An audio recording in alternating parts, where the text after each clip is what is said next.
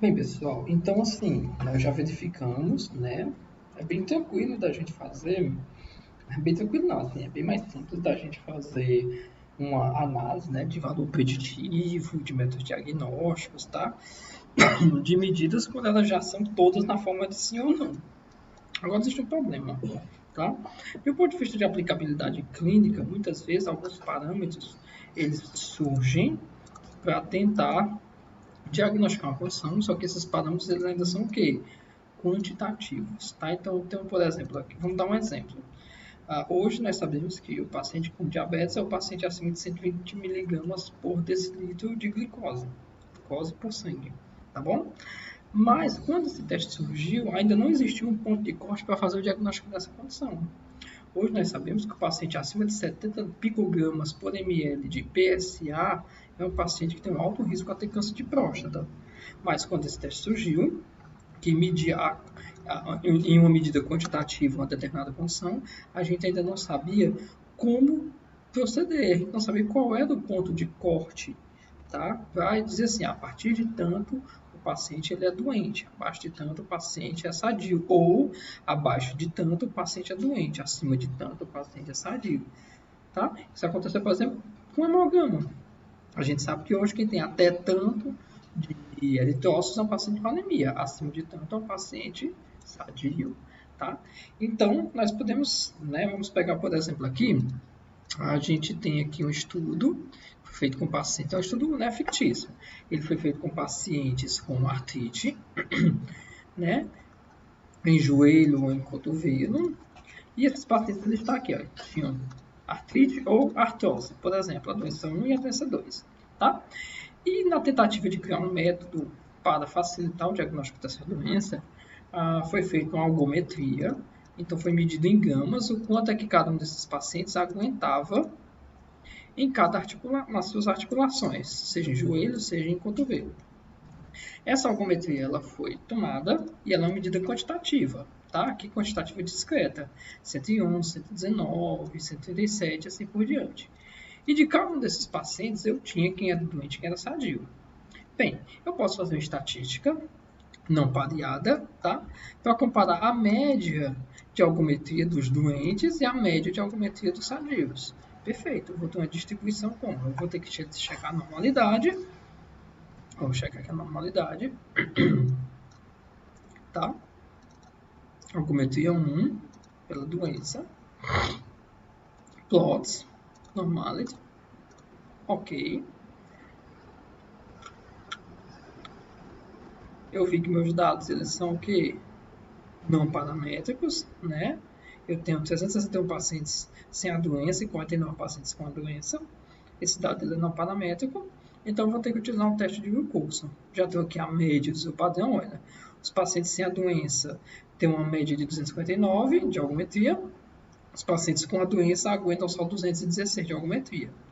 Massa, teu médio tem o seu padrão. Já vi que o dado é não paramétrico, vou aplicar o quê?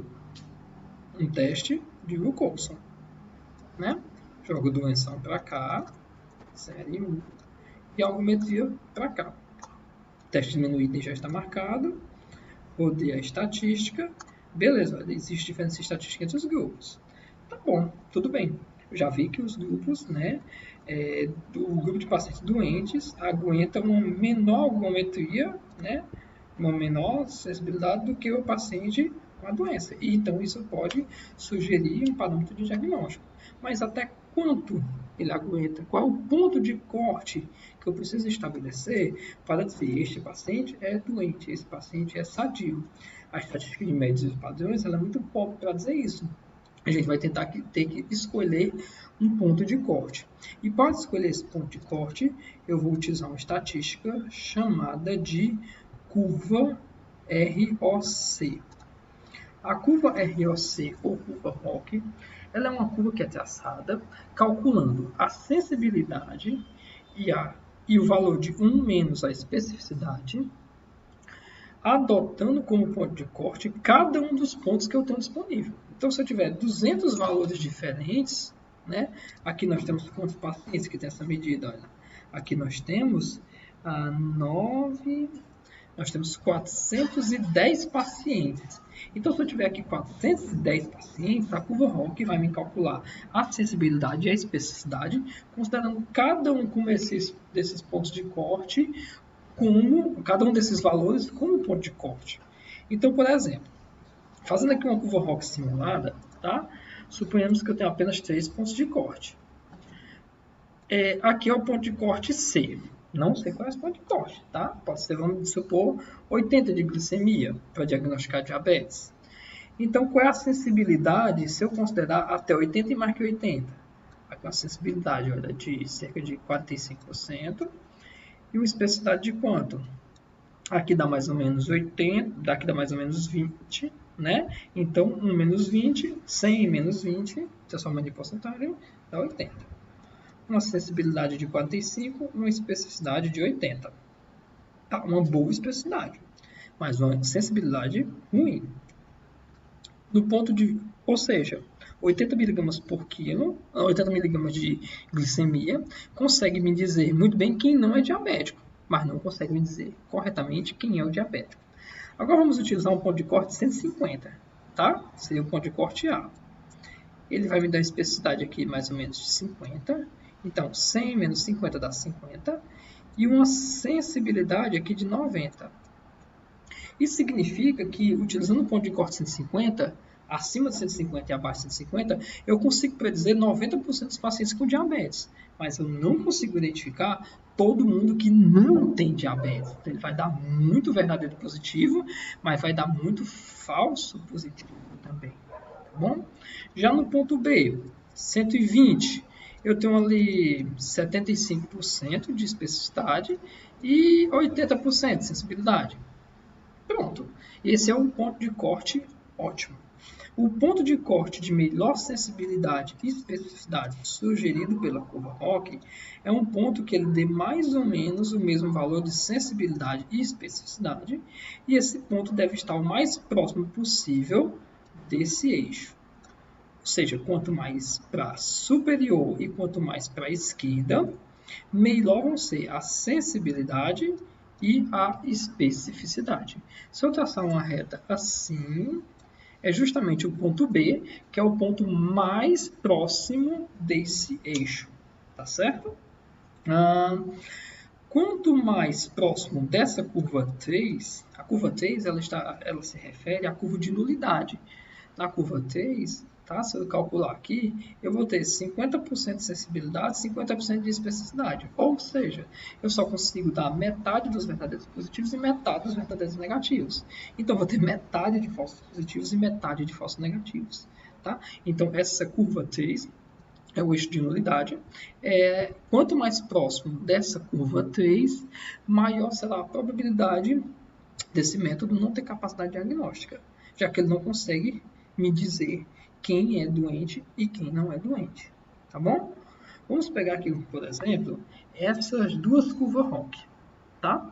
Essas aqui são duas curvas ROC, não sei para quê, e eu tenho aqui o desenho delas. Qual das duas curvas aparenta ser a curva de maior sensibilidade e especificidade? A curva espessa. Por quê? Porque ela é a curva que é mais alta e para a esquerda. Se eu traçar um eixo assim até chegar lá no 1, tá? Esse ponto aqui é o melhor ponto de diagnóstico do que esse ponto aqui. Então, se eu utilizar a curva espessa, eu vou ter melhor sensibilidade, melhor especificidade do que a curva delgada. Outra forma da gente interpretar isso é, já que quanto mais para a esquerda e já que quanto mais para cima é essa curva, maior vai ser a área sob a curva, a área under curve, tá? Quanto maior a sensibilidade, maior a especificidade, mais alta e mais para a esquerda essa curva vai ser. Então, se eu medir a área que existe embaixo dessa curva, a área sobre a curva da curva espessa é maior do que a área sobre a curva da curva delgada. Então, consequentemente, os pontos traçados pela curva espessa vão me dar uma melhor sensibilidade e especificidade do que a curva delgada. Tá bom? E como eu escolho esse ponto? É assim, visual, só batendo o olho e dizendo é esse ponto aqui, certo? Na verdade, não. A gente precisa escolher o ponto bem objetivamente, tá? E como é que a gente faz isso aqui no SPSS? Aqui no SPSS, vamos lá, eu tenho uma doença e tenho as medidas, tá? Algometria e várias fórmulas diferentes para calcular essa algometria. E eu quero encontrar o ponto de corte que me sugira até que ponto e acima de que ponto esse paciente é doente ou esse paciente é sadio. Como eu já calculei aqui a estatística de média, eu já vi que quem tem a doença tem uma menor sensibilidade, né? Então, muito provavelmente são os seus valores menores que terão a doença e os valores maiores que não terão a doença. A gente clica em Analyze, curva ROC, aí a gente faz assim, ó. Qual é a doença que a gente está estudando? A variável estática, e essa variável não vai mudar. Para cá, doença. E aqui para cima a gente joga, olha, a algometria, para tentar, com base na curva ROC, estabelecer um ponto de corte que me diga quem é um e quem é diferente de um, ou seja, quem é doente e quem não é doente. Tá? Aqui doente é o 1 e o não doente é o 0. Tá bom? Marco aqui, olha, a curva ROC com a diagonal de referência. Que diagonal de referência é essa? É essa diagonal de referência aqui, ó, de nulidade. Eu quero o erro e o intervalo de confiança da área sobre a curva, que vai ser calculada, e quero todos os pontos de coordenada da curva ROC. Todos esses pontinhos aqui que vão ser traçados. Tá? Como nós temos 410 amostras, então ele vai traçar 410 pontos e calcular a sensibilidade e a especificidade se eu adotar cada um desses 410 pontos como pontos de corte para o diagnóstico. E clico OK. Está aqui a curva ROC. Percebam que a curva ROC ela está abaixo da linha de referência. Eu vou dizer, olha, a área sobre a curva deu muito baixa, deu 0,367. Mas isso por quê? Porque nós vimos que na média, quem tem menor média são os pacientes doentes. Né? Olha, aqui 216. E quem tem a maior média são os pacientes sadios. Então, a curva está me dizendo que esse é um método que consegue diagnosticar bem os pacientes doentes. Se consegue diagnosticar bem um paciente doente, também consegue diagnosticar bem um paciente não doente.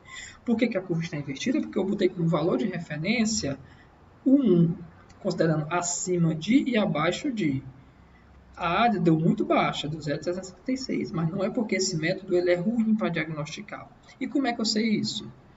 Vamos aqui, olha, p-valor 0,005. Esse p-valor é calculado baseando-se na diferença entre a curva ROC e a linha de nulidade. Então, se aqui está me mostrando diferença estatística, eu estou dizendo que há diferença estatística entre a curva ROC e a linha de nulidade. Então, a curva ROC ela é capaz sim de predizer diagnóstico, já que ela é significativamente superior à linha de nulidade. Para comprovar isso, aqui está o intervalo de confiança da curva ROC, que variou de 0,2 a 0,469. Não tocou o 0,5, 0,5 que é a linha de nulidade. É a área calculada quando você tem a linha de nulidade, né? Isso aqui é um quadrado. Eu dividi ele exatamente na metade aqui, quando eu passo essa diagonal.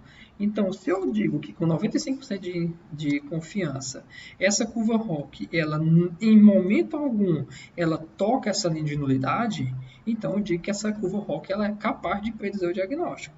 São duas formas de interpretar a curva ROC, tá? Olhando o p-valor da área sobre a curva e olhando o seu intervalo de confiança. Então, isso me diz que a curva ROC é capaz de predizer o diagnóstico. Por que a área dela está tão pequena? Porque provavelmente a gente não vai trabalhar com acima de e abaixo de. A gente vai trabalhar com abaixo de e acima de. Então, aqui, ao invés de colocar valor da variável estática com 1, eu vou colocar como 0. Eu vou inverter esse valor, para que a curva ROC, olha, ela inverta também. Tá certo? Porque a curva ROC ela é baseada, assim que eu coloco, ela é baseada sempre acima de é o doente, abaixo de é o sadio. Se eu coloco, então, eu inverto o valor, então a interpretação inverte também. Abaixo de é o doente, acima de é o sadio. Nós vimos na nossa amostra que os pacientes doentes apresentam menor algometria do que os pacientes sadios. Tá certo? Isso vai ser importante para a gente definir o ponto de referência da curva ROC. Olha aqui. A área 0,624, uma área maior do que a de 0,5, com um erro padrão de 0,047. P-valor é exatamente o mesmo, porque eu só mudei o eixo de referência, olha. Hipótese nula, de quando a área toca o 0,5. E o intervalo de confiança varia de 0,531 a 0,717. Ou seja, essa minha curva ela é significativamente superior à linha de nulidade. Massa. Então, eu posso utilizar esse ponto, essa curva, como um definidor de diagnóstico.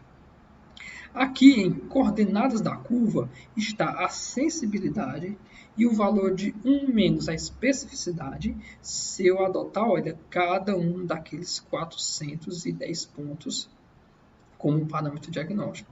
Eita, qual é o ponto que eu vou estimar, então, como ponto de corte? Copio e vou jogar lá no Excel. Joguei. Vamos lá. Sensibilidade. A sensibilidade é isso vezes 100, né? Vamos transformar em porcentagem. Bom? Pronto. Essa aqui é a sensibilidade. Se eu tomar o ponto de corte como 74, a sensibilidade vai ser 100. Se eu tomar um ponto de corte como 91, a sensibilidade é 99,7. Se eu tomar um ponto de corte como 125, a sensibilidade é 98,3. E assim a gente calcula a sensibilidade de todos os pontos da curva ROC. Tá? Beleza. Especificidade. A especificidade, aqui está 1 menos a especificidade, né? Então, o que é que eu tenho que fazer? 1 menos isso, para a gente poder anular o 1 e inverter o sinal negativo da especificidade, né? Vezes 100. Perfeito. Então, essa aqui ó, é a especificidade, considerando 74 como valor de corte. Aqui, a especificidade, considerando 131. Aqui, a especificidade, considerando como 138,5. E aqui eu tenho agora o valor de especificidade de todas as medidas. Vocês vejam que quando a sensibilidade aumenta, a especificidade diminui. Quando a especificidade aumenta, a sensibilidade diminui. Essas duas medidas elas são inversamente relacionadas, tá? Se eu quiser aumentar uma, eu vou ter que diminuir a outra, porque eu vou estar mudando o ponto de corte, subindo ou descendo. Ok. E como eu identifico qual o melhor ponto de corte para estimar a minha sensibilidade e a minha especificidade? Eu faço assim, sensibilidade menos a especificidade. Faço a subtração da sensibilidade menos a especificidade. O valor mais próximo de zero é justamente o valor que tem as medidas de sensibilidade e especificidade o mais próximas possível, tá? Que é qual? 221,5. Né? Na verdade, se você for ver, ó, oscila um pouquinho entre 220, né, e 222, ok? O melhor ponto, 221,50. Qual ponto que eu vou escolher? Bem, pensando em diagnóstico clínico, tá? É mais fácil para um clínico, é mais usável utilizar 220 como parâmetro de corte do que 221,50. Tá bom?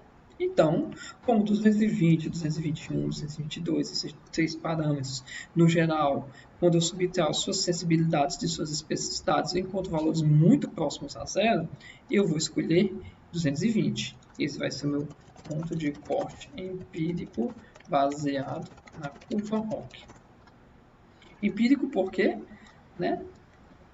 Estou escolhendo empiricamente esse, pela minha experiência, esse ponto é o que mais facilmente vai facilitar para um clínico. Então, eu vou estar dizendo que o quê? Até 220 vão ser os doentes ou sadios. Vamos olhar lá em cima na comparação das médias, né? Os pacientes com a doença têm menor média. Os pacientes sem a doença têm a maior média. Então, provavelmente, quem tem menos 220, até 220 serão os pacientes doentes. E quem tem mais de 220 serão os pacientes sadios. Perfeito. Então, vamos agora transformar cada uma dessas medidas em até 220 e menos do que 220. Eu clico aqui em Transforme, recode into different variables, né? Modificar em diferentes variáveis, tá bom? E vou pegar aqui, olha, algometria, vou jogar para cá. Ok, não abre, porque eu tenho que dar um nome para essa nova variável que eu estou criando. Vou chamar de algometria fórmula 1, ponto de corte 220. Já que for ponto de corte, nós definimos. Ok. Vou clicar aqui, old and new values. Tá? Esse aqui é porque eu já tinha feito, tá, gente? Vou clicar aqui, olha. Valores entre 0 e 220 vão ser valores que eu vou dar o nome de doente, com a doença. Eu estou chamando de com a doença como? De 1. Então, de 0 a 220 vai ser o 1.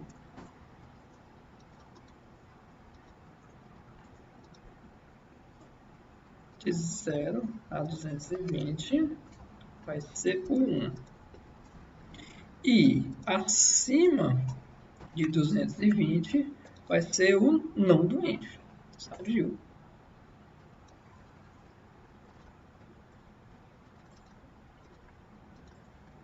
Tá? 220 vai ser o 0. Às vezes ele dá uns bugzinhos desses, né? Vai ser o 0. Ok, vou rodar de novo aqui, peraí. Transform to different variables, né? Esse aqui. Acima de 220 vai ser o 0. Quando ele faz isso, eu salvo, fecho a CSS, tá? E abro novamente, tá certo? Vamos aqui.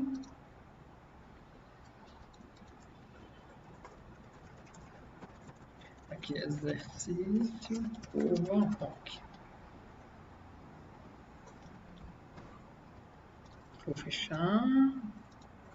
Vou fechar esse aqui, né? Nosso exercício de calibração, tá bom?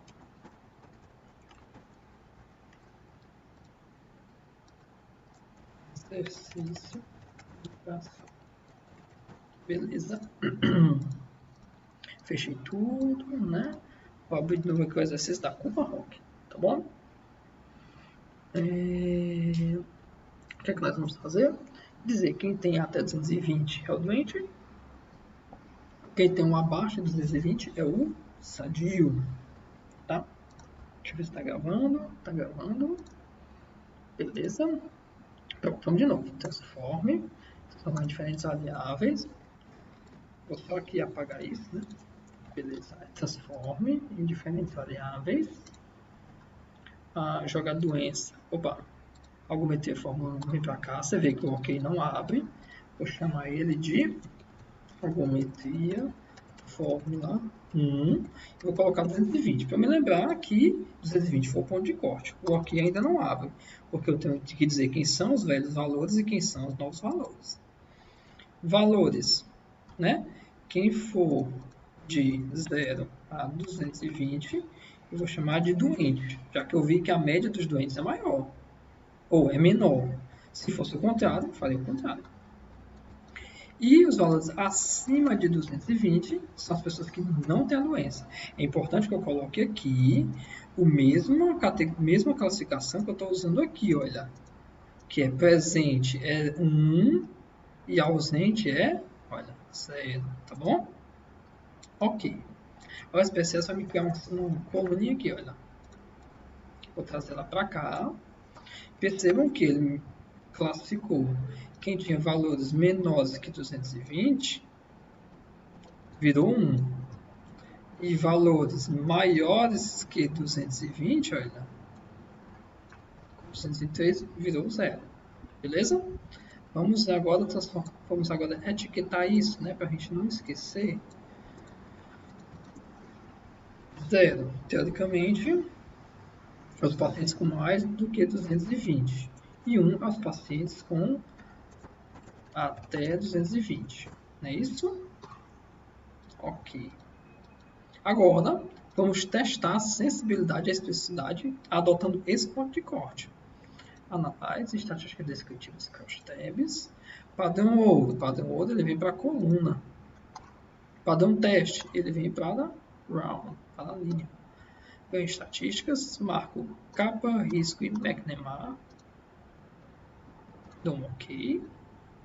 E obtenho esse output. Olha, tabelazinha de contingência. Teste de McNamara. Existe diferença entre os dois grupos. P-valor altamente significativo. Tá? No entanto, esse P-valor, né? No entanto, é isso aí. Né? Existe diferença significante entre os dois grupos. Tá? Capa. O valor de concordância dos dois métodos é muito baixo. 0,135. Tá? Mas é um valor significativo. E a razão de verossimilhança, ela foi 3, variando de 1.6 a 5.6. A razão de verossimilhança, ela vai ser um bom indicativo para a gente verificar se a gente pode ou não utilizar essa medida como método diagnóstico.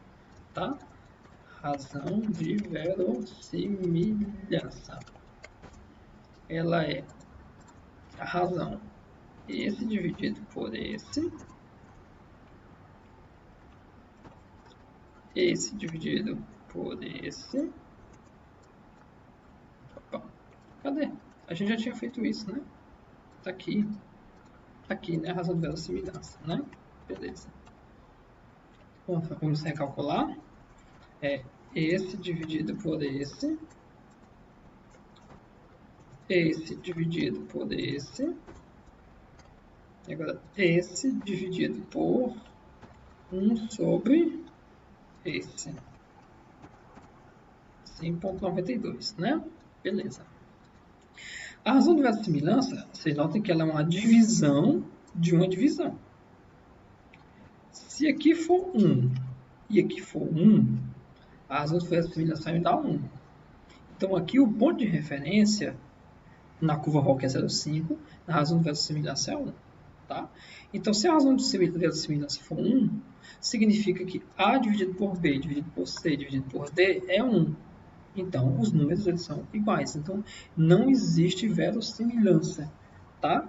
Significa que não vai existir diferença estatística entre um diagnóstico e outro. Aqui a razão de verossimilhança está me dizendo que, olha, o diagnóstico é encontrado 3 vezes mais quando a doença está presente do que quando a doença não está presente.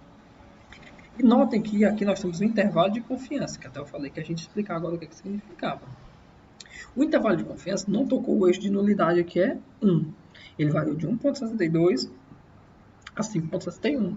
Ou seja, isso aqui está me dizendo que, de um ponto de vista estatístico, o diagnóstico ele é fortemente, né, ele é 3 vezes mais encontrado em quem tem a doença do que quem não tem a doença. E essa razão ela é significativa, uma vez que isso não toca o eixo de nulidade. Então, apesar de um baixo kappa, apesar de um teste de McNamara com diferença estatística, ainda assim eu encontro muito mais o diagnóstico em quem tem a doença do que quem não tem. E isso é significante porque não tocou o eixo de nulidade, que aqui o eixo de nulidade é quanto? É 1. Enquanto lá no teste T-pareado o eixo de nulidade é 0, aqui, como a gente está falando de razão e não de subtração, o eixo de nulidade é 1. Então, pensando nessa perspectiva, tá certo? É interessante investigar essa condição. Vamos pegar aqui, então, nossa caixinha, né, de algometria. Vou copiar e vou colar aqui. Tá? Aqui vai continuar, vou apagar esses dois métodos e vou chamar isso aqui, olha, de algometria, tá? Fórmula 1. Aí aqui, olha, vou copiar isso daqui e trazer para cá. E assim eu calculo a sensibilidade e a especificidade da algometria, contendo como ponto de corte mais do que 220 como pessoa que não tem o diagnóstico e até 220 como pessoa que tem o diagnóstico. Vamos fazer assim, ó, assim, né? E aqui o que? Aqui não tem o diagnóstico. Mas isso aqui eu tive que ver pelo cálculo da média, né? Então, calculando a acessibilidade, a especificidade, valor preditivo positivo, valor preditivo negativo e a acurácia, esses são os valores que nós temos. uma boa uma sensibilidade moderada, uma especificidade moderada, um valor preditivo positivo baixo, né? Ou seja, ele prevê muito menos do que o que realmente acontece, tá? Um valor preditivo negativo alto, ou seja, ele prevê muito fortemente bem o que não acontece. Uma acurácia boa, de 66%, e uma razão de verossimilhança, que era de quanto? De 3,02. O intervalo de confiança, 95%, variando de 1,62 a 5,61. Ok? Pronto. Essa é a interpretação da nossa análise para verificar se a algometria ela é um bom método para diagnosticar, aqui no caso, a doença 1. Tá? Calcular a média de desvio padrão dos dois grupos, verificar quem é maior, quem é menor, ver se tem diferença estatística. Se não tiver diferença estatística, talvez nem valha a pena investir em investigar essa variável. Tá? Mas se tiver diferença estatística, invista nela. Beleza? Traçar a curva ROC, encontrar todos os pontos da curva ROC, calcular a sensibilidade e a especificidade de cada uma das curvas ROC, de cada um dos pontos da curva ROC, escolher um ponto o mais ótimo possível e que seja clinicamente aplicável, dividir as amostras em até aquele ponto e mais do que aquele ponto, calcular então a sensibilidade e a especificidade e os demais valores de cada um deles. É dessa forma, então, que são feitos os estudos de método diagnóstico. Assim, a forma estatística de trabalhar com estudos de método diagnóstico. Beleza? Então, a lista de exercícios vai estar disponível para vocês. Muito obrigado, pessoal, e um forte abraço para vocês.